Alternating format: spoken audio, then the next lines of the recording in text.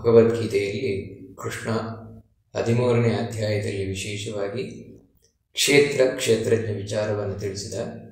ಅಂತ ಹೇಳಿದರೆ ಕ್ಷೇತ್ರಜ್ಞ ಅಂದರೆ ತಾನು, ಕ್ಷೇತ್ರ ಅಂತ ಹೇಳಿದರೆ ಎಲ್ಲೆಲ್ಲಿ ದೇವರು ನೆಲೆಸಿದ್ದಾನೆ ಆ ಎಲ್ಲ ಸ್ಥಳಗಳು ಕ್ಷೇತ್ರ. ಅಂದರೆ ನಾವು ಯಾವುದೋ ಹೊರಗಿನಿಂದ ಪುಣ್ಯಕ್ಷೇತ್ರ ಅಂತ ನೋಡ್ತೇವೆ, ಅವುಗಳು ಹೌದು. ಅದಕ್ಕಿಂತಲೂ ಮುಖ್ಯವಾಗಿ ನಮ್ಮೊಳಗೆ ಇರುವಂಥದ್ದು ಇಂದ್ರಿಯಗಳು, ಬುದ್ಧಿ, ಮನಸ್ಸು, ದೇಹ, ಇವುಗಳೆಲ್ಲ ದೇವರ ನೆಲೆಸುವಿಕೆಯಿಂದ ಕೂಡಿದೆ. ಅದಕ್ಕಾಗಿಯೇ ಆ ದೇವರನ್ನು ಈ ಕ್ಷೇತ್ರಗಳಲ್ಲಿ ಇರುವವನು, ತಿಳ್ಕೊಂಡಿರುವವನು, ಅದಕ್ಕೆ ಅವನನ್ನು ಕ್ಷೇತ್ರಜ್ಞ ಅಂತ ಕರೀತಾರೆ ಅಂತ ಕೃಷ್ಣ ವಿಶೇಷವಾಗಿ ತಿಳಿಸ್ಕೊಂಡುದ.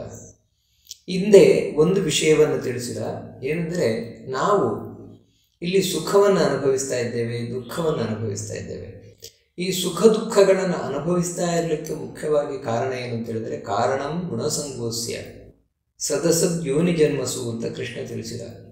ನಾವು ಕೆಟ್ಟ ಜನ್ಮದಲ್ಲಿ ಹುಟ್ಟಿ ಬಂದು ಬಹಳ ದುಃಖವನ್ನು, ಕಷ್ಟವನ್ನು ಅನುಭವಿಸ್ಲಿಕ್ಕಾಗಲಿ, ಅಥವಾ ಇಲ್ಲಿ ಒಳ್ಳೆಯ ಜನ್ಮದಲ್ಲಿ ಹುಟ್ಟಿ ಬಂದು ಸುಖವನ್ನು ಅನುಭವಿಸ್ಲಿಕ್ಕಾಗಲಿ ಮುಖ್ಯ ಕಾರಣ ಏನು ಅಂತ ಹೇಳಿದರೆ ಗುಣಗಳ ಸಂಘ ಅಂತ. ಸಾತ್ವಿಕ, ರಾಜಸ, ತಾಮಸ, ಈ 3 ಗುಣಗಳ ಪ್ರಭಾವ, ಈ 3 ಗುಣಗಳ ಸಹವಾಸ ನಮಗಿರುವುದೇ ಕಾರಣ. ಅಂದರೆ ಒಂದು ರೀತಿಯಿಂದ ಈ ಗುಣಗಳು ಅಂತ ಹೇಳಿದರೆ ಹಗ್ಗಗಳು ಅಂತ. ಈ ಹಗ್ಗಗಳು ನಮ್ಮನ್ನು ಬಂಧಿಸಿವೆ. ಹಗ್ಗಗಳು ಬಂಧಿಸಿರುವುದರಿಂದಲೇ ನಮಗೆ ಸುಖ ದುಃಖ ಆಗ್ತಾ ಇರುವಂಥದ್ದು ಅಂತ. ಹೇಗೆ ಅಂತ ಹೇಳಿದರೆ ಒಂದು ಹಸುವನ್ನು ಹಗ್ಗದಲ್ಲಿ ಕಟ್ಟಿ ಹಾಕ್ತಾರೆ. ಎಲ್ಲಿಗೆ? ಒಂದು ಗೂಟಕ್ಕೆ.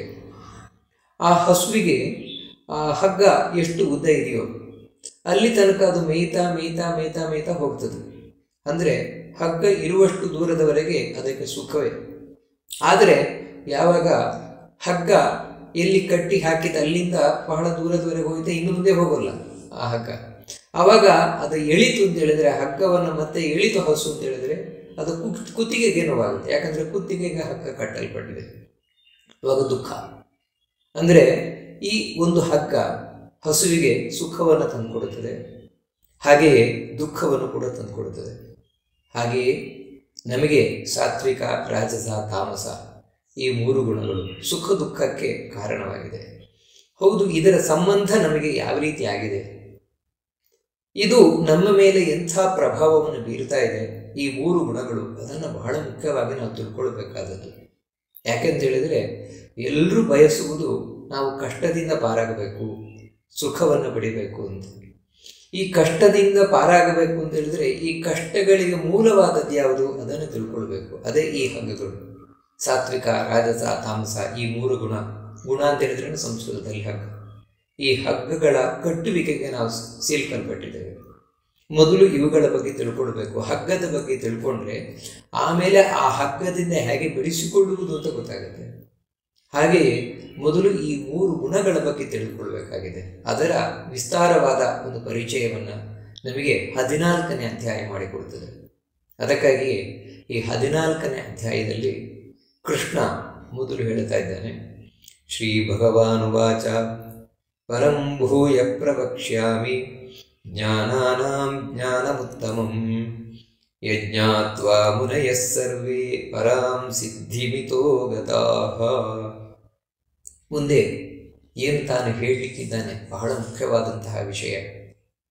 ಆ ವಿಷಯದ ಬಗ್ಗೆ ಪ್ರಾಮುಖ್ಯತೆಯನ್ನು ಅಂತ ಹೇಳಿದರೆ ಇಂಪಾರ್ಟೆನ್ಸ್, ಅದನ್ನು ತಿಳಿಸ್ಲಿಕ್ಕೋಸ್ಕರ ಅರ್ಜುನನಿಗೆ ಕೃಷ್ಣ ಹೇಳ್ತಾ ಇದ್ದಾನೆ, ಅರ್ಜುನ ನಿನಗೆ ಪರಂ ಪ್ರವಕ್ಷ್ಯಾಮಿ, ಇನ್ನೂ ನಾನು ಹೇಳ್ತೇನೆ, ನನಗೆ ಭೂಯ ಪ್ರವಕ್ಷ್ಯಾಮಿ, ಇನ್ನೂ ತುಂಬ ಹೇಳಲಿಕ್ಕಿದೆ, ನಾನು ನಿನಗೆ ಹೇಳ್ತೇನೆ.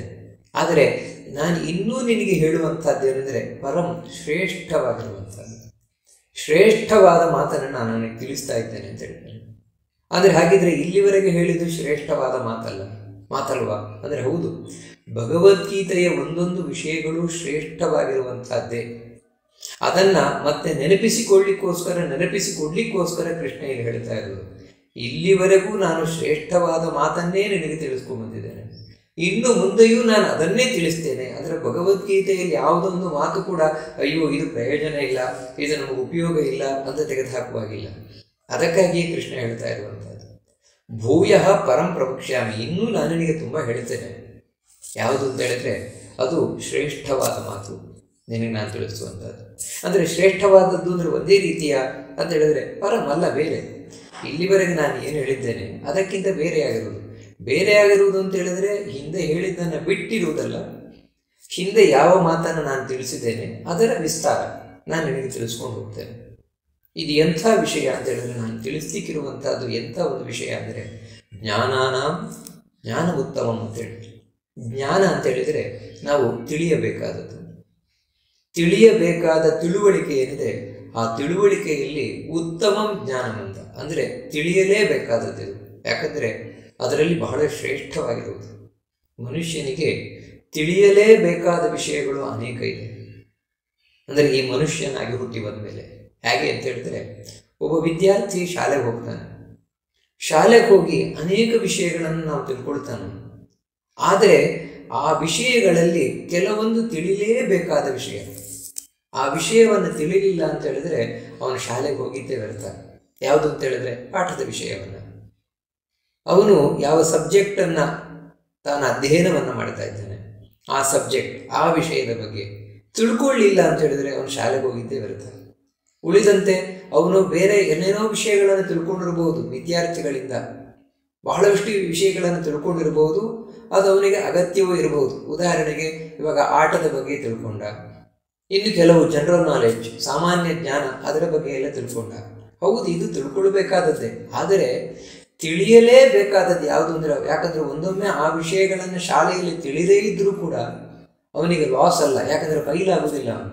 ಆದರೆ ಯಾವುದನ್ನು ತಿಳಿಯಲಿಲ್ಲ ಅಂತ ಹೇಳಿದರೆ ಅಂದರೆ ಆ ಪಾಠದ ಬಗ್ಗೆ, ಶಾಲೆಗೆ ಯಾವುದಕ್ಕಾಗಿ ಹೋಗುತ್ತಾ ಇದ್ದಾನೆ ಆ ಪಾಠದ ಬಗ್ಗೆ, ಸಬ್ಜೆಕ್ಟಿನ ಬಗ್ಗೆ ತಿಳಿಯಲಿಲ್ಲ ಅಂತ ಹೇಳಿದರೆ ಫೈಲ್ ಆಗ್ತಾನೆ.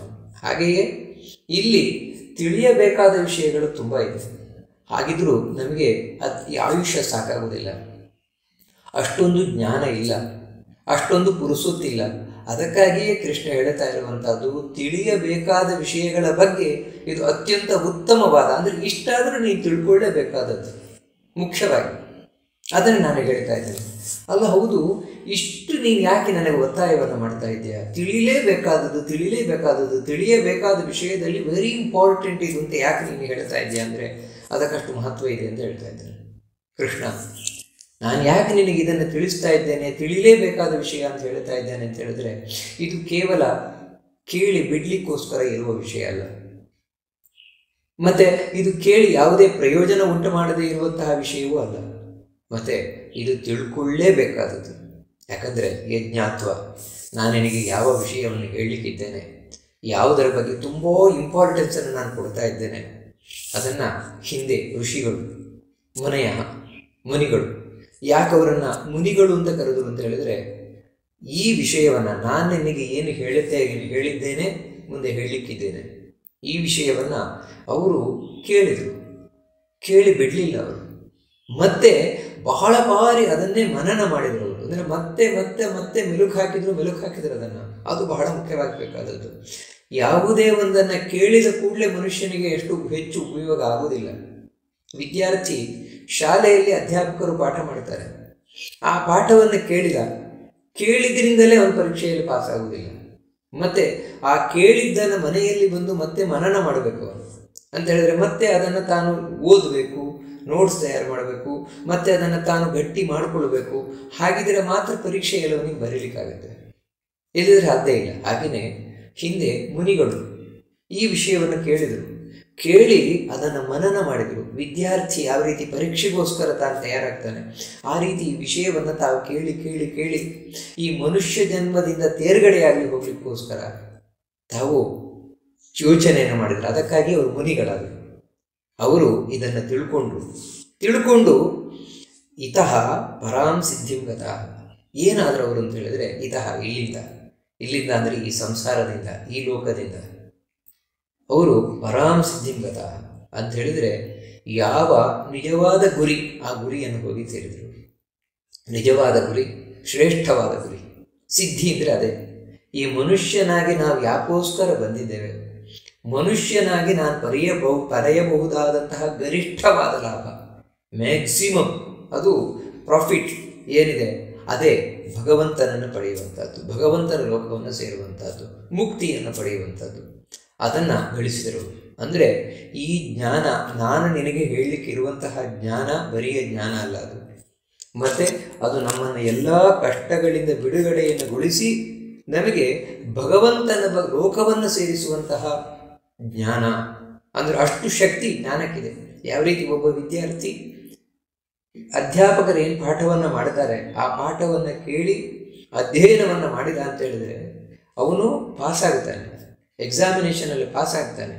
ಅದು ಕೂಡ ಅದು ಬಹಳ ಮುಖ್ಯವಾದ ಪರೀಕ್ಷೆ ಆಗಿತ್ತು ಅಂತ ಹೇಳಿದರೆ ಆ ಪರೀಕ್ಷೆಯಲ್ಲಿ ಪಾಸಾದದ್ದರಿಂದಲೇ ಅವನು ಅತ್ಯಂತ ಶ್ರೇಷ್ಠವಾದ ಪದವಿಯನ್ನು, ಅಂದರೆ ಪೋಸ್ಟ್, ಅದನ್ನು ಪಡಿತಾನೆ. ಅಲ್ಲಿ ಬಹಳಷ್ಟು ಸಂಬಳವನ್ನು ಅಥವಾ ಎಲ್ಲ ವಿಧವಾದ ಸುಖವನ್ನು ಯಾವ ರೀತಿ ಪಡಿತಾನೆ, ಇಲ್ಲಿಯೂ ಅದೇ ರೀತಿ. ಈ ಜ್ಞಾನ ಏನಿದೆ ಇದನ್ನು ನೀನು ಗಳಿಸಿದ್ಯಾ ಅಂತಾದರೆ, ನಿನ್ನ ಜೀವನದಲ್ಲಿ ಅಳವಡಿಸಿಕೊಂಡೆ ಅಂತಾದರೆ ಭಗವಂತನನ್ನು ಸೇರಲಿಕ್ಕೆ ಸಾಧ್ಯ ಇದೆ. ಯಾಕಂದರೆ ಇಲ್ಲಿವರೆಗೆ ಇದನ್ನು ಕೇಳಿ ಯಾರು ಅಳವಡಿಸಿಕೊಂಡಿದ್ದಾರೆ, ಮನನ ಮಾಡಿದ್ದಾರೆ, ಅವರೆಲ್ಲರೂ ಮೋಕ್ಷವನ್ನು ಸೇರಿದ್ದಾರೆ. ಅದಕ್ಕಾಗಿ ಕೃಷ್ಣ ಹೇಳ್ತಾನೆ ಸರ್ವೇ ಮುನೆಯ ಅಂತ ಅಷ್ಟೇ ಹೇಳಿದರೆ ಸಾಕಾಗ್ತಾ ಇತ್ತು, ಆದರೆ ಕೃಷ್ಣ ಅಷ್ಟೇ ಹೇಳಲಿಲ್ಲ. ಸರ್ವೇ ಮುನೆಯ ಅಂತ, ಎಲ್ಲ ಮುನಿಗಳು, ಅಂದರೆ ಒಬ್ಬರನ್ನು ಬಿಡಲಿಲ್ಲ. ಯಾರು ಇದನ್ನು ಅಧ್ಯಯನ ಮಾಡಿದ್ದಾರೆ, ಮನನ ಮಾಡಿದ್ದಾರೆ, ಚೆನ್ನಾಗಿ ಇದರ ಬಗ್ಗೆ ಚಿಂತನೆ ಮಾಡಿದ್ದಾರೆ, ತಮ್ಮ ಜೀವನದಲ್ಲಿ ಅಳವಡಿಸಿಕೊಂಡಿದ್ದಾರೆ, ಅವರೆಲ್ಲರೂ, ಅಂದರೆ ಏನಂದರೆ 100% ರಿಸಲ್ಟ್ ಅಂತ. ಒಬ್ಬರು ಫೈಲ್ ಆದವರೇ ಇಲ್ಲ. ಮತ್ತು ಯಾರಿದನ್ನು ಅಳವಡಿಸಿಕೊಳ್ಳಲಿಲ್ಲ, ಯಾರಿದನ್ನು ಅರ್ಥ ಮಾಡಿಕೊಳ್ಳಲಿಲ್ಲ, ಯಾರು ಕೇಳಿಲ್ಲ, ಅವರು ಮಾತ್ರ ತಾವು ಮೋಕ್ಷವನ್ನು ಪಡೆಯಲಿಲ್ಲ, ಈ ಮನುಷ್ಯ ಜನ್ಮದ ಸಾರ್ಥಕತೆಯನ್ನು ಪಡೆಯಲಿಲ್ಲ ಅವರು ಅಂತ. ಇದನ್ನು ಕೃಷ್ಣ ತಾನು ಹೇಳಲಿಕ್ಕಿರುವಂತಹ ಜ್ಞಾನದ ಮಹತ್ವವನ್ನು ಮೊದಲು ತಿಳಿಸ್ತಾ ಇದ್ದಾನೆ. ಯಾಕೋಸ್ಕರ ಅಂದರೆ ನಮಗೆ ಅದರ ಇಂಪಾರ್ಟೆನ್ಸ್ ಗೊತ್ತಾದಾಗ ಮಾತ್ರ ಅದರಲ್ಲಿ ನಾವು ತೊಡಗಲಿಕ್ಕೆ ಸಾಧ್ಯವಾಗುತ್ತೆ. ಅದನ್ನು ನಾವು ಗಮನವಿಟ್ಟು ಕೇಳ್ತೇವೆ. ಬಹಳ ಮುಖ್ಯವಾದದ್ದು ಅಂತ ನಾವು ಭಕ್ತಿಯಿಂದ ಕೇಳ್ತೇವೆ. ಅದಕ್ಕೆ ಕೃಷ್ಣ ಹೇಳ್ತಾ ಇದ್ದಾನೆ. ಅಷ್ಟು ಮಾತ್ರ ಅಲ್ಲ, ಇನ್ನೂ ಈ ಜ್ಞಾನದ ಮಹತ್ವವನ್ನು ತಿಳಿಸ್ತಾನೆ. ಇದಂ ಜ್ಞಾನಮುಪಾಶ್ರಿತ್ಯ ಮಮ ಸಾಧರ್ಮ್ಯಮಾಗತಾಃ ಸರ್ಗೇಪಿ ನೋಪಜಾಯಂತೆ ಪ್ರಲಯೇನ ವ್ಯಥಂತಿ ಚ ಅಂತ ಹೇಳ್ತಾರೆ. ಈ ಜ್ಞಾನ ಸಾಮಾನ್ಯ ಅಂತ ತಿಳ್ಕೊಳ್ಬೇಡಪ್ಪ. ಇದಂ ಜ್ಞಾನಂ ಉಪಾಶ್ರಿತ್ಯ, ಇದೇ ಜ್ಞಾನವನ್ನು ಆಶ್ರಯಿಸಿ, ಅಂದರೆ ಇದನ್ನು ನಂಬಿ, ಮಮ ಸಾಧರ್ಮ್ಯಮಾಗತಾಗ, ಅಂದರೆ ನನ್ನ ಸಮಾನ ಧರ್ಮವನ್ನು ಹೊಂದಿದವರು, ಅಂದರೆ ಮೋಕ್ಷವನ್ನು ಹೊಂದಿದವರು. ಮೋಕ್ಷ ಅಂತ ಹೇಳಿದರೆ ಭಗವಂತನಿಗೆ ಸಮಾನ ಧರ್ಮ. ಸಮಾನ ಧರ್ಮ ಅಂತ ಹೇಳಿದರೆ ಭಗವಂತನ ಹಾಗೆ ನಾವು ಕೂಡ ಆಗುವಂಥದ್ದು, ಭಗವಂತರಾಗುವುದಲ್ಲ. ಅಂದರೆ ಯಾರೂ ದೇವರಾಗುವುದಿಲ್ಲ, ಆದರೆ ದೇವರ ಹಾಗೆ ಆಗಲಿಕ್ಕೆ ಸಾಧ್ಯತೆ ಇದೆ. ದೇವರ ಹಾಗೆ ಅಂತ ಹೇಳಿದ್ರೇನು? ದೇವರು ಯಾವತ್ತೂ ಆನಂದವಾಗಿರುವುದು. ಆ ರೀತಿ ನಾವು ಕೂಡ ಆನಂದವಾಗಿರ್ಲಿಕ್ಕೆ ಸಾಧ್ಯ ಇದೆ ಭಗವಂತನ ಲೋಕದಲ್ಲಿ. ಭಗವಂತನಿಗೆ ಸ್ವಲ್ಪವೂ ದುಃಖ ಅನ್ನೋದಿಲ್ವೇ ಇಲ್ಲ. ಅದಕ್ಕೆ ಹಾಗೆಯೇ ನಾವು ದುಃಖ ಇಲ್ಲದವರಾಗಲಿಕ್ಕೆ ಸಾಧ್ಯ ಇದೆ. ಎಲ್ಲಿ? ಅದು ಭಗವಂತನ ಲೋಕದಲ್ಲಿ. ಅಷ್ಟು ಮಾತ್ರ ಅಲ್ಲ, ದೇವರಲ್ಲಿ ಒಂದೇ ಒಂದು ದೋಷ ಇಲ್ಲ, ಮತ್ತು ಎಲ್ಲ ಒಳ್ಳೆಯ ಗುಣಗಳೇ ಇರುವಂಥದ್ದು. ಗುಣಪೂರ್ಣ, ನಿರ್ದೋಷ. ನಾವು ಹಾಗೆಯೇ ನಮ್ಮ ಯೋಗ್ಯತೆಗೆ ಅನುಗುಣವಾಗಿ ಗುಣಪೂರ್ಣರು, ಅಂದರೆ ಒಳ್ಳೆಯವರಾಗಿರ್ಲಿಕ್ಕೆ ಸಾಧ್ಯ ಇದೆ. ಮತ್ತು ನಮ್ಮಲ್ಲಿ ಏನೂ ಕೆಟ್ಟತನಗಳಿಲ್ಲದ ಹಾಗೆ ನಾವು ಮಾಡ್ಕೊಳ್ಳಿಕ್ಕೆ ಸಾಧ್ಯ ಇದೆ. ಇವೆಲ್ಲ ಎಲ್ಲಿ ಅಂತ ಹೇಳಿದ್ರೆ ಅಲ್ಲಿ ಭಗವಂತನ ಲೋಕದಲ್ಲಿ. ಇದೇ ಸಾಧರ್ಮ್ಯ. ಎಲ್ಲಕ್ಕಿಂತ ಮುಖ್ಯ ಏನಂದರೆ ಭಗವಂತನ ಹಾಗೆ ನಾವು ಆಗುವುದು, ಸಮಾನ ಧರ್ಮವನ್ನು ಪಡೆಯುವುದೇನು ಅಂತ ಹೇಳಿದರೆ ಸರ್ಗೇಪಿ ನೋಪಜಾಯಂತೆ. ಯಾರು ಭಗವಂತನ ಲೋಕವನ್ನು ಹೋಗಿ ಸೇರಿದರು ಈ ಜ್ಞಾನವನ್ನು ಆಶ್ರಯಿಸಿ, ಅಂದರೆ ಈ ಜ್ಞಾನ ಅಷ್ಟು ಎತ್ತರಕ್ಕೇರಿಸ್ತದೆ ಅಂತ. ಇದೊಂದು ವಿಮಾನ ಇದ್ದ ಹಾಗೆ, ಎತ್ತರದ ಲೋಕಕ್ಕೆ ಕರೆದುಕೊಂಡು ಹೋಗುವ ವಿಮಾನ. ನಾನು ನಿನಗೆ ಇರುವಂತಹ ಜ್ಞಾನ ಅದು ಎಲ್ಲಿವರೆಗೆ ಅಂತ ಹೇಳಿದರೆ ದೇವರ ಲೋಕದಲ್ಲಿ ಇರಿಸ್ತದೆ. ಆಮೇಲೆ ಯಾವತ್ತಿಂದ ಯಾವತ್ತಿಗೂ ಅವನಿಗೆ ಹುಟ್ಟೇ ಇಲ್ಲ, ಹುಟ್ಟುವುದೇ ಇಲ್ಲ ಅವನು. ಬೇಕಿದ್ರೆ ಈ ಜಗತ್ತು ಮತ್ತೆ ಹುಟ್ಟುಕೊಳ್ಳಿ, ಅಂದರೆ ಜಗತ್ತು ಒಂದು ದಿನ ನಾಶ ಆಗುತ್ತೆ, ಮತ್ತೆ ಇನ್ನೊಂದು ಸಲ ಹುಟ್ಟುಕೊಳ್ಳುತ್ತದೆ. ಇವನು ಮಾತ್ರ ಹುಟ್ಟುವುದಿಲ್ಲ. ಅಲ್ಲಿವನೇ ಹೋಗ್ತಾನೆ. ಎಲ್ಲಿ ಹೋಗ್ತಾನೆ? ದೇವರ ಲೋಕದಲ್ಲಿ ಸುರಕ್ಷಿತವಾಗಿರ್ತಾನೆ. ಪ್ರಲಯೇನ ವ್ಯಥಂತಿಚ. ಅದೇ ರೀತಿ 14 ಲೋಕಗಳು ಎಲ್ಲವೂ ಒಂದು ದಿನ ಸರ್ವನಾಶ ಆಗೋಗುತ್ತೆ. ಆದರೆ ಇವನಿಗೆ ಮಾತ್ರ ಏನಾಗಲ್ಲ. ಯಾಕಂದರೆ ಭಗವಂತನ ಲೋಕದಲ್ಲಿ, ವೈಕುಂಠ ಲೋಕದಲ್ಲಿ ಸುರಕ್ಷಿತವಾಗಿರ್ತಾನೆ. ಇದು ಲಾಭ. ಅಂದರೆ ಇವನಿಗೆ ಹುಟ್ಟಿಲ್ಲ, ನಂತರ ಸಾವಿಲ್ಲ. ಅಲ್ಲ, ಹುಟ್ಟು ಸಾವುಗಳಿಲ್ಲದಿದ್ದರೆ ದುಃಖವೇ ಇಲ್ಲ. ಯಾಕಂದರೆ ಎಲ್ಲ ದುಃಖಗಳಿಗೆ ಮೂಲವೇ ಈ ಹುಟ್ಟು ಸಾವುಗಳು. ಯಾವಾಗ ಹುಟ್ಟಿಲ್ಲ, ಯಾವಾಗ ಸಾವಿಲ್ಲ, ಅವಾಗ ಇವನು ಆರಾಮವಾಗಿರ್ಲಿಕ್ಕೆ ಸಾಧ್ಯವಾಗುತ್ತೆ. ಅದಕ್ಕೋಸ್ಕರ ಕೃಷ್ಣ ಹೇಳ್ತಾ ಇರುವಂಥದ್ದು, ನೋಡು, ಈ ಜ್ಞಾನ ಮೋಕ್ಷದ ಕಡೆಗೆ ನಮ್ಮನ್ನು ಕರ್ಕೊಂಡು ಹೋಗ್ತದೆ. ಮೋಕ್ಷ ಅಂತ ಹೇಳಿದ್ರೇನು?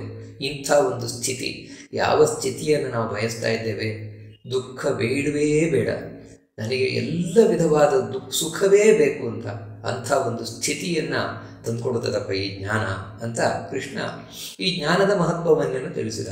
ಹೌದು, ಏನು ಹೇಳೋದನ್ನು, ನೀನು ಏನು ಹೇಳಲಿಕ್ಕೆ ಹೊರಟಿದೆಯಾ ಅದರ ಮಹತ್ವವನ್ನು ಹೇಳ್ತಾ ಇದೆಯಾ ಹೊರತು ಅದೇನು ಅಂತ ಹೇಳ್ತಾ ಇಲ್ವಲ್ಲ. ಅಂದರೆ ಅದನ್ನು ಈಗ ಹೇಳಲಿಕ್ಕೆ ಆರಂಭ ಮಾಡ್ತಾನೆ. ಮಮಯೋ ನಿರ್ಮಹತ್ ಬ್ರಹ್ಮ ತಸ್ಮಿನ್ ಗರ್ಭಂ ದಧಾಮ್ಯಹಂ ಸಂಭವ ಸರ್ವಭೂತಾನಾಂ ತಥೋ ಭವತಿ ಭಾರತ. ಅರ್ಜುನನನ್ನು ಭಾರತ ಅಂತ ಕೃಷ್ಣ ಕರಿತಾ ಇದ್ದಾನೆ. ಭಾರತ ಅಂತ ಹೇಳಿದರೆ, ಓ ಭರತ ವಂಶದಲ್ಲಿ ಬಂದವನೇ. ಇಲ್ಲಿ ಯಾಕೆ ಈ ರೀತಿ ಕರೀತಾ ಇದ್ದಾನೆ, ಭಾರತ ಅಂತ ಯಾಕೆ ವಿಶೇಷವಾಗಿ ಕೃಷ್ಣ ಕರೀತಾ ಇದ್ದಾನೆ ಅಂತ ಹೇಳಿದರೆ, ಯಾವತ್ತೂ ನಾವು ಒಳ್ಳೆ ಮಾತು ಕೇಳಬೇಕು ಅಂತ ಹೇಳಿದರೆ ಸುಮ್ಮನೆ ಹೇಗೋ ಹೀಗೋ ಬಂದು ಕೇಳಿದರೆ ಪ್ರಯೋಜನ ಇಲ್ಲ. ಮತ್ತು ಅದಕ್ಕೆ ಅವನಿಗೆ ಹಿನ್ನೆಲೆ ಚೆನ್ನಾಗಿರಬೇಕು. ಯಾರ ಹಿನ್ನೆಲೆ ಚೆನ್ನಾಗಿದೆ ಅಂದರೆ ಬ್ಯಾಕ್ಗ್ರೌಂಡ್, ಅವರಿಗೆ ಮಾತ್ರ ಒಂದು ಒಳ್ಳೆಯ ವಿಷಯವನ್ನು ಕೇಳಿದಾಗ ಅದು ಮನದಟ್ಟಾಗ್ತದೆ. ಅಂದರೆ ಮನಸ್ಸಿಗೆ ಹೌದು ಅಂತ ಕಾಣಿಸ್ತದೆ, ಮನಸ್ಸಿಗೆ ಅಯ್ಯೋ ನಾವು ಅಳವಡಿಸ್ಕೊಳ್ಬೇಕು ಅಂತ ಕಾಣಿಸ್ತದೆ. ಆ ಬ್ಯಾಕ್ಗ್ರೌಂಡ್ ಹೇಳುವಂಥದ್ದು ಒಳ್ಳೆಯ ಕುಲದಲ್ಲಿ ಬಂದಿರಬೇಕು, ಒಳ್ಳೆಯ ಸಂಸ್ಕಾರವನ್ನು ಹೊಂದಿರಬೇಕು, ಒಳ್ಳೆಯ ಆಚಾರವನ್ನು ಹೊಂದಿರಬೇಕು. ಹೀಗಿದ್ದಾಗ ಮಾತ್ರ ಅವನಿಗೆ ಒಂದು ಒಳ್ಳೆಯ ವಿಷಯವನ್ನು ಕೇಳಿದಾಗ ಅದು ಮನಸ್ಸಿನ ಮೇಲೆ ಪರಿಣಾಮ ಆಗುತ್ತೆ. ಅರ್ಜುನ ಆ ರೀತಿಯು, ಯಾಕಂದರೆ ಭರತ ವಂಶ ಶ್ರೇಷ್ಠವಾದ ಭರತ ವಂಶದಲ್ಲಿ ಬಂದವನು. ಅದನ್ನು ನೆನಪಿಸ್ಲಿಕ್ಕೋಸ್ಕರವೇ ಭಾರತ ಅಂತ ಕೃಷ್ಣ ಹೇಳ್ತಾ ಇದ್ದಾನೆ. ಇನ್ನೊಂದು ವಿಷಯ ಏನಂತ ಹೇಳಿದರೆ, ಒಳ್ಳೆಯ ವಂಶದಲ್ಲಿ ಬಂದಿರಬೇಕು, ಒಳ್ಳೆಯ ಆಚಾರ ಇರಬೇಕು, ಒಳ್ಳೆಯ ಸಂಸ್ಕಾರ ಇರಬೇಕು ಅವನಿಗೆ. ಇಷ್ಟೆಲ್ಲ ಇದ್ದರೂ ಅವನಿಗೆ ಜ್ಞಾನದಲ್ಲಿ ಆಸಕ್ತಿ ಇಲ್ಲದಿದ್ದರೆ ಪ್ರಯೋಜನ ಇಲ್ಲ. ಅಂದರೆ ನಾನು ಕೇಳಬೇಕು ಎನ್ನುವ ಆಸಕ್ತಿ ಬೇಕು, ತಿಳ್ಕೊಳ್ಬೇಕು ಎನ್ನುವ ಆಸಕ್ತಿ ಬೇಕು. ಅರ್ಜುನನಲ್ಲಿ ಅದು ಕೂಡ ಎದ್ದು ಕಾಣಿಸ್ತಾ ಇದೆ. ಅದೇ ಭಾ ಅಂದರೆ ಜ್ಞಾನ. ಆ ಜ್ಞಾನದಲ್ಲಿ ನಿನಗೆ ತುಂಬ ಆಸಕ್ತಿ ಇದೆ, ಅದಕ್ಕಾಗಿ ನಾನು ನಿನಗೆ ಹೇಳ್ತಾ ಇದ್ದೇನೆ ಅಂತ ಅರ್ಜುನನಿಗೆ ತಾನು ಕರೆದು ಕೃಷ್ಣ ಹೇಳ್ತಾನೆ. ಮೊದಲನೆಯದಾಗಿ ಈ ಜಗತ್ತು ಹೇಗೆ ಸೃಷ್ಟಿಯಾಗತ್ತೆ ಅಂತ ನಮಗೆ ಗೊತ್ತಾಯಿತು ಅಂತ ಹೇಳಿದರೆ, ಆಮೇಲೆ ಈ ಸೃಷ್ಟಿಯಾದ ಜಗತ್ತಿನಲ್ಲಿ ನಾವು ಹೇಗೆ ಸಿಕ್ಕಿ ಬೀಳ್ತೇವೆ ಅನ್ನುವುದು ಆಮೇಲೆ ಗೊತ್ತಾಗುತ್ತೆ. ಅದಕ್ಕೆ ಕೃಷ್ಣ ಹೇಳ್ತಾನೆ, ಮಮ ಯೋನಿ ಮಹದ್ಬ್ರಹ್ಮ, ನನ್ನ ಯೋನಿ. ಇಲ್ಲಿ ಯೋನಿ ಅಂತ ಹೇಳಿದರೆ ಪತ್ನಿಯ ಸ್ಥಾನದಲ್ಲಿ ಇರುವಂಥವಳು ಯಾರು ಅಂದರೆ ಮಹದ್ಬ್ರಹ್ಮ. ಮಹದ್ಬ್ರಹ್ಮ ಅಂತ ಹೇಳಿದರೆ, ಬ್ರಹ್ಮ ಅಂತ ಹೇಳಿದರೆ ಸಂಸ್ಕೃತದಲ್ಲಿ ಪರಿಪೂರ್ಣ ಅಂತ. ಮಹದ್ಬ್ರಹ್ಮ ಅಂದರೆ ಈ ಎಲ್ಲ ಜೀವರಾಶಿಗಳನ್ನು ಇಟ್ಕೊಂಡ್ರೆ, ಚತುರ್ಮುಖ ಬ್ರಹ್ಮನವರೆಗೂ ಇಟ್ಕೊಂಡ್ರೆ ಅವರೆಲ್ಲರೂ ತಮ್ಮ ತಮ್ಮ ಯೋಗ್ಯತೆಗೆ ಅನುಗುಣವಾಗಿ ಪೂರ್ಣರಾಗಿದ್ದಾರೆ. ಅವರೆಲ್ಲರಿಗಿಂತಲೂ ಇವಳು ಹೆಚ್ಚು ಪರಿಪೂರ್ಣರಾಗಿರುವಂಥವಳು, ಅಂದರೆ ಹೆಚ್ಚು ಪರ್ಫೆಕ್ಟ್ ಆಗಿರುವಂಥವಳು. ನಾರಾಯಣನನ್ನು ಹೊರತುಪಡಿಸಿದರೆ ಲಕ್ಷ್ಮಿಗೆ ಸರಿಸಾಟಿಯಾದವಳು ಪರಿಪೂರ್ಣತೆಯಲ್ಲಿ ಯಾರೂ ಇಲ್ಲ.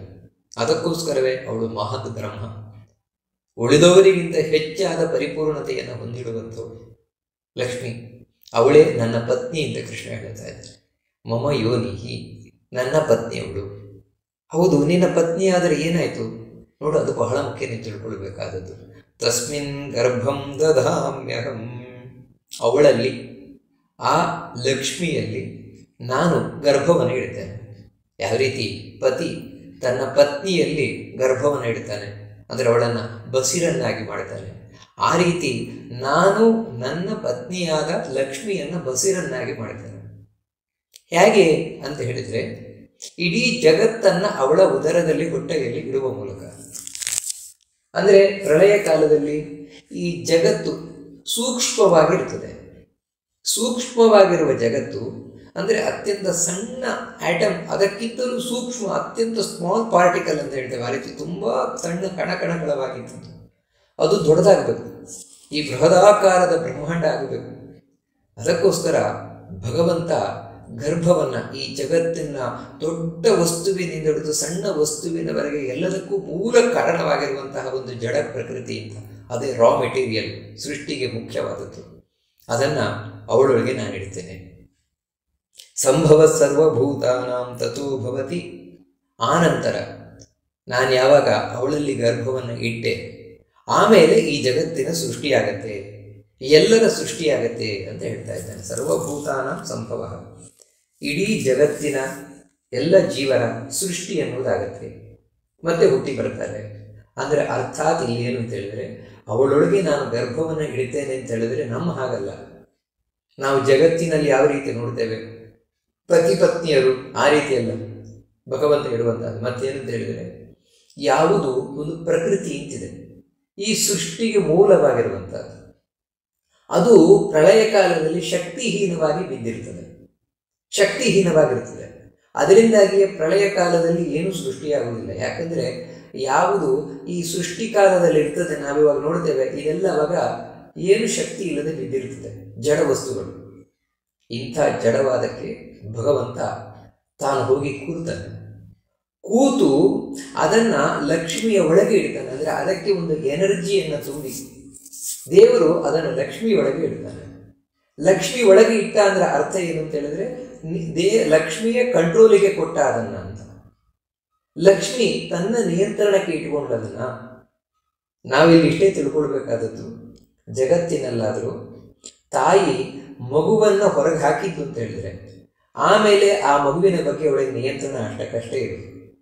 ಹೊಟ್ಟೆಯಲ್ಲಿದ್ದಾಗ ಅಮ್ಮ ತಿಂದ ಆಹಾರವೇ ಹೋಗ್ತಾ ಇರ್ತದೆ, ಆದರೆ ಅಮ್ಮನ ಉಸಿರಾಟವೇ ಮಗುವಿಗೆ ಉಸಿರಾಟ ಆಗಿರ್ತದೆ.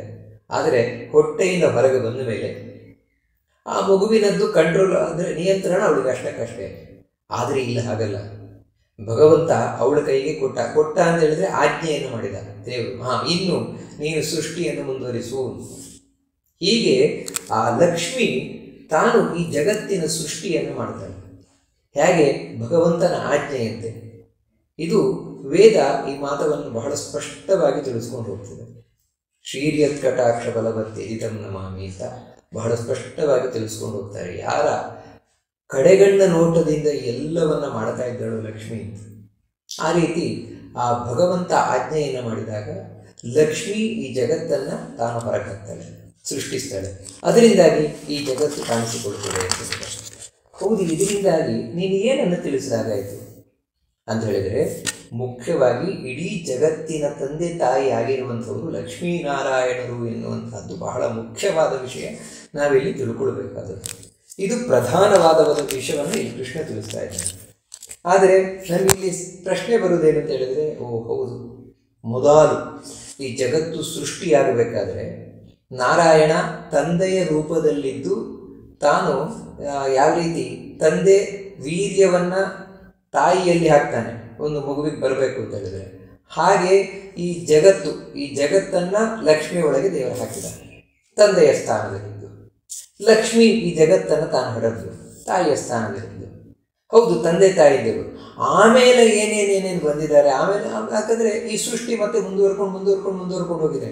ಅಲ್ಲೆಲ್ಲ ಲಕ್ಷ್ಮೀನಾರಾಯಣರು ತಂದೆ ತಾಯಿ ಏನಲ್ಲ, ಅಲ್ಲಿ ಬೇರೆ ಬೇರೆ ಬೇರೆ ಬೇರೆ ತಂದೆ ತಾಯಿಯಂದಿರೆಲ್ಲ ಇದ್ದಾರೆ.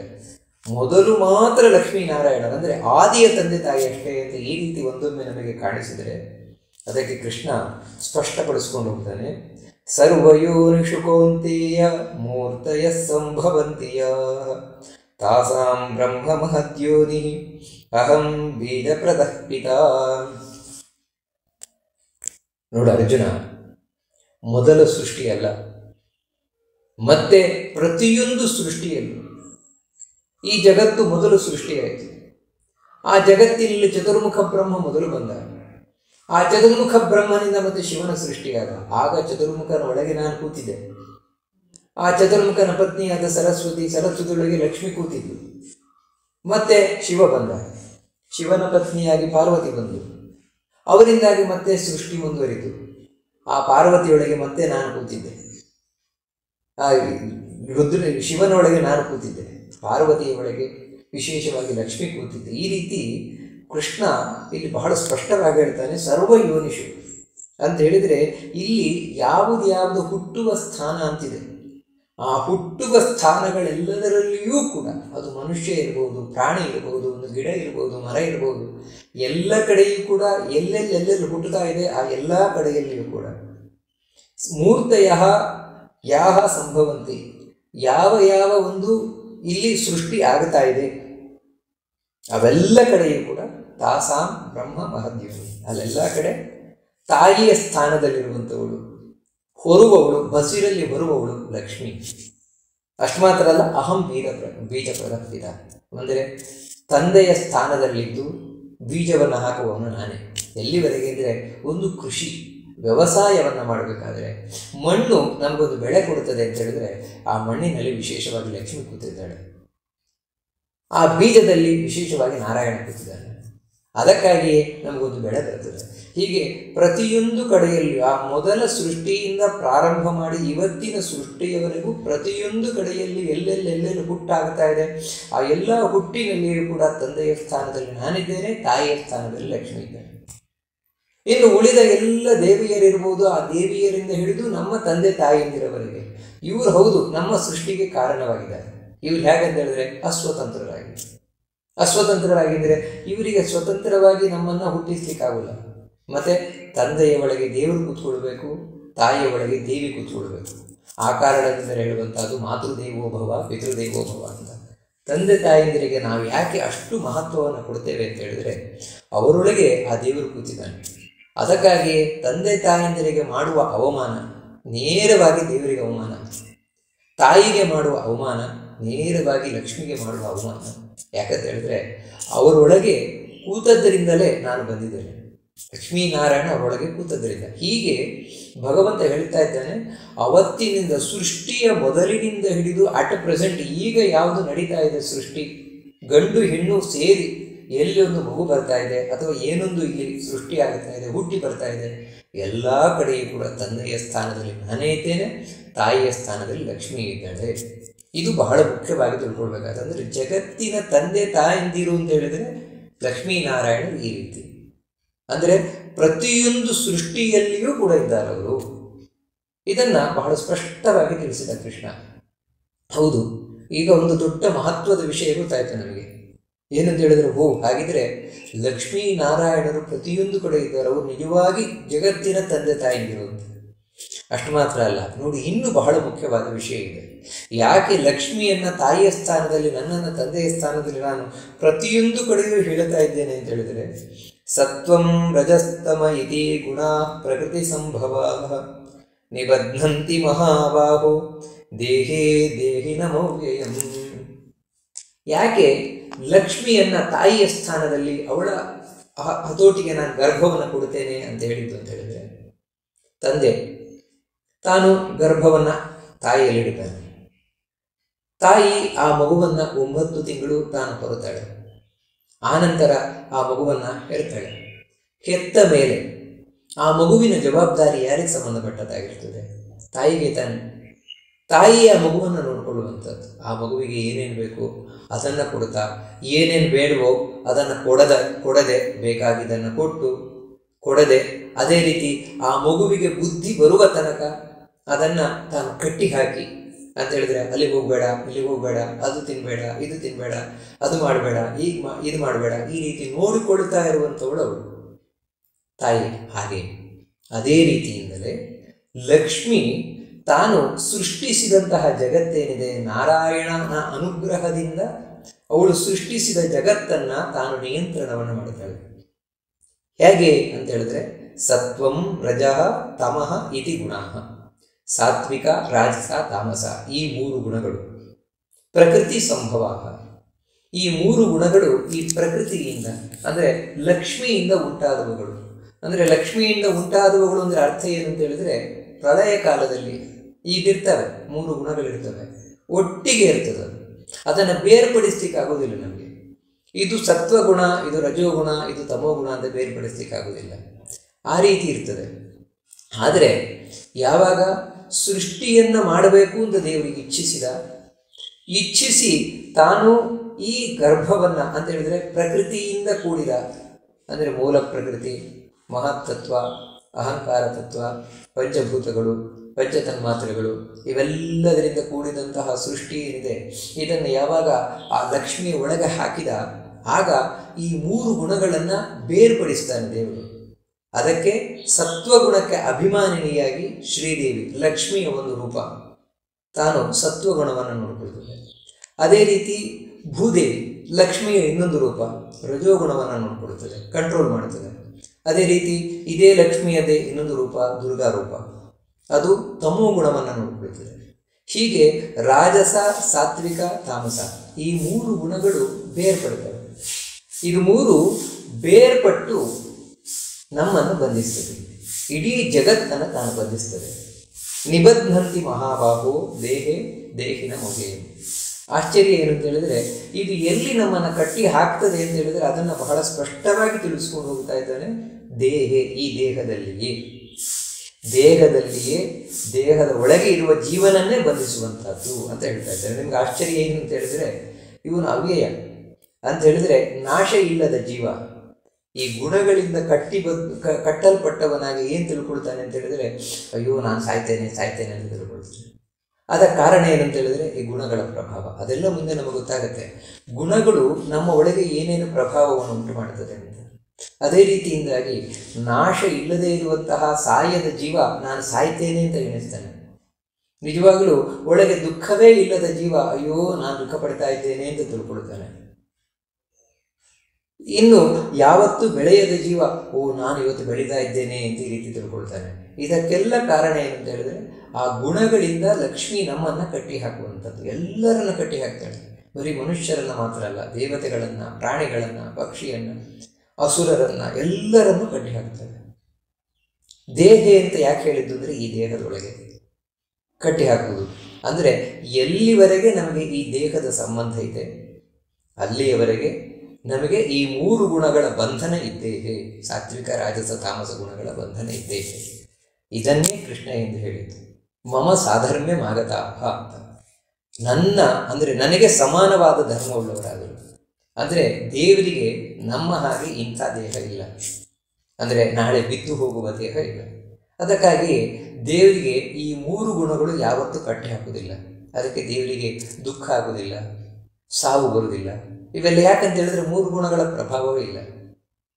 ಯಾರು ದೇವರ ಅನುಗ್ರಹದಿಂದಾಗಿ ಭಗವಂತನ ಲೋಕವನ್ನು ಸೇರ್ತಾರೆ ಅವರು ಇಂಥ ದೇಹವನ್ನು ಪಡೆಯುವುದಿಲ್ಲ. ಅದಕ್ಕಾಗಿಯೇ ಅವರಿಗೆ ಈ ದುಃಖ ಇಲ್ಲ. ದುಃಖವಾಗಲಿ, ಕಷ್ಟವಾಗಲಿ, ಸಾವಾಗಲಿ, ನೋವಾಗಲಿ ಇದ್ಯಾವುದು ಅವರಿಗಿಲ್ಲ. ಯಾಕಂದರೆ ಈ 3 ಗುಣಗಳ ಬಂಧನದಿಂದ ಅವರು ಬೇರ್ಪಟ್ಟಿದ್ದಾರೆ. ಆದರೆ ನಾವು ಇಲ್ಲಿ ಸಿಕ್ಕಾಕೊಂಡಿದ್ದೇವೆ, ಯಾಕಂದರೆ ಈ ದೇಹ ಇರೋದ್ರಿಂದಾಗಿ. ಹಾಗಿದ್ರೆ ಸತ್ತು ಹೋಗ್ಬಿಟ್ರೆ ಈ ಗುಣಗಳ ಬಂಧನ ಇಲ್ವಲ್ಲ ಅಂತ ಹೇಳಿದರೆ ಇಲ್ಲ.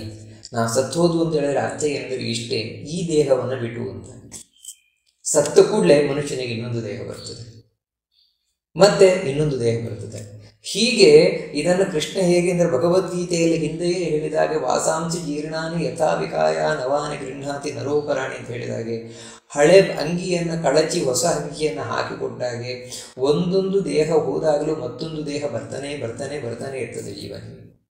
ಅದಕ್ಕಾಗಿ ಈ ದೇಹದ ಸಂಬಂಧ, ದೇಹ ನಮಗೆ ಅಂಟಿಕೊಳ್ಳುವುದು, ಇದು ಮುಗಿಯುವುದು ಅಂತಿಲ್ಲ, ಇದು ಮುಗಿಬೇಕಾ. ಅದಕ್ಕಾಗಿಯೇ ಇಲ್ಲಿ ಕೃಷ್ಣ ಹೇಳ್ತಾ ಇರುವಂತಹದ್ದು ನನ್ನ ಅನುಗ್ರಹ ಆಗಬೇಕು ಅಂತ ಹೇಳಿದ್ರೆ ಮೊದಲು ನಮ್ಮನ್ನು ಹೇಗೆ ಕಟ್ಟಿ ಹಾಕ್ತಾ ಇದೆ ಅಂತ ಗೊತ್ತಾಗಬೇಕು. ಯಾಕಂದರೆ ಈಗ ನಮಗೆ ಇಷ್ಟು ಹೇಳಿದ್ರೆ ಅರ್ಥ ಆಗದ ವಿಷಯ ಏನಂದರೆ ಈ ಗುಣಗಳು ನಮ್ಮನ್ನು ಏನು ಕಟ್ಟಿ ಹಾಕ್ತಾ ಇದೆ, ನಮಗೇನು ಗೊತ್ತಾಗ್ತಾನೆ ಇಲ್ವಲ್ಲ, ನಾವು ಆರಾಮಾಗಿದ್ದೇವಲ್ವ ಅಂತ ಇಂಥ ಒಂದು ಭಾವನೆ ಬರಲಿಕ್ಕೆ ಸಾಧ್ಯತೆ ಉಂಟು. ಅದಕ್ಕಾಗಿ ಕೃಷ್ಣ ಮುಂದೆ ಈ 3 ಗುಣಗಳ ಮೂಲಕ ಶ್ರೀ ಭೂ ದುರ್ಗಾ ಈ 3 ರೂಪದಿಂದ ಲಕ್ಷ್ಮಿ ನಾರಾಯಣನ ಆಜ್ಞೆಯಂತೆ ಯಾರ್ಯಾರನ್ನು ಯಾವ್ಯಾವ ರೀತಿ ಬಂಧಿಸ್ತಾ ಇದ್ದಾಳೆ ಅನ್ನೋದನ್ನು ತಿಳಿಸ್ಕೊಂಡು ಹೋಗ್ತಾರೆ. ಅದೇನು ಅಂತ ಮುಂದೆ ನೋಡೋಣ ಅಂತ ಹೇಳ್ತಾ ಉಪನ್ಯಾಸವನ್ನು ಮಧ್ವಾಂತರ್ಗತ ಭಗವಂತನಿಗೆ ಅರ್ಪಣೆ ಮಾಡೋಣ. ಶ್ರೀಕೃಷ್ಣ ಅರ್ಪಣ.